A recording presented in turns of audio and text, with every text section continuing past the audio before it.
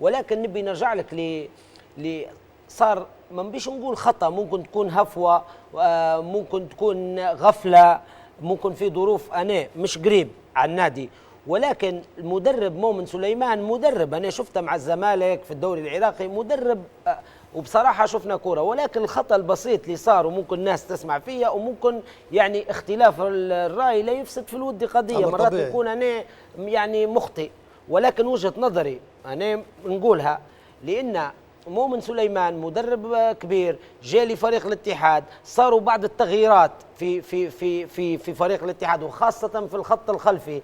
هنايا كان الأجدر إنه يكون اثنين مساعدين اللي ممكن نختارهم، ممكن يكون الحمروني وأسامة بحر. ليش الحمروني؟ لو تقول لي علاش الحمروني وأسامة، الحمروني كان آخر زوز بطولات كان هو المساعد وأقرب واحد لفريق الاتحاد وقاد بعض المباريات لفريق الاتحاد.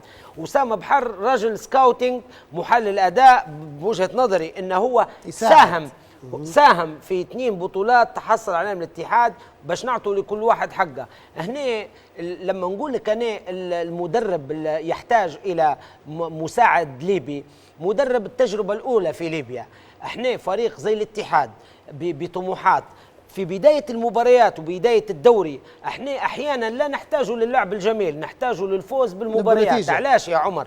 نادي كبير جماهيري، انت كمدرب لما انت تبدا الدوري بربح واثنين وثلاثه حتى من غير اداء، هنايا انت درت نوع من الفتور للجمهور، خليته يطمن، هنا تقدر تخدم خارج الضغوطات، لان نادي الاتحاد الجمهور حتى تعادل ما يرضاش به، وهنا صار نوع من الضغط على المدرب. علاش قلت لك المدرب المحلي يكون موجود؟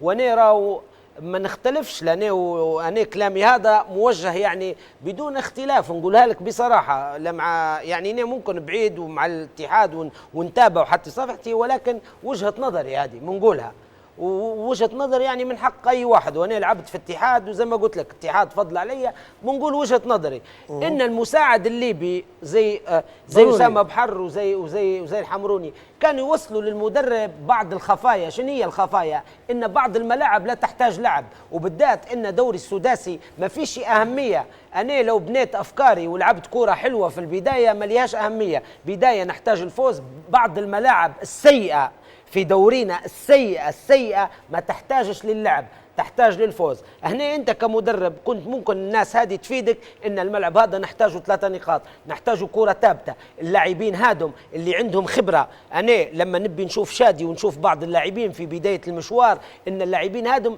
عندهم ثقافة الفوز وممكن يوصلوا الاتحاد حتى بشخصيتهم أن يربحوا المباراة الأولى. هنا بعد ما تربح 3-4 مباريات، هنا أنت كمدرب أجنبي وعندك فكر وشفنا كورة حلوة بصراحة تفرجنا عليها، هنا بعدها تكون على راحة، تقدر تفرض أسلوبك، تقدر أفكارك توصلها للاعبين، تقدر تكون طريقة لعب، تكون أسلوب لعب. ولكن الاتحاد أنا نقول لك يا عمر حيكون طرف في السداسي، انطلاقه المباراه السابقه اعطت انتعاشا للاعبين،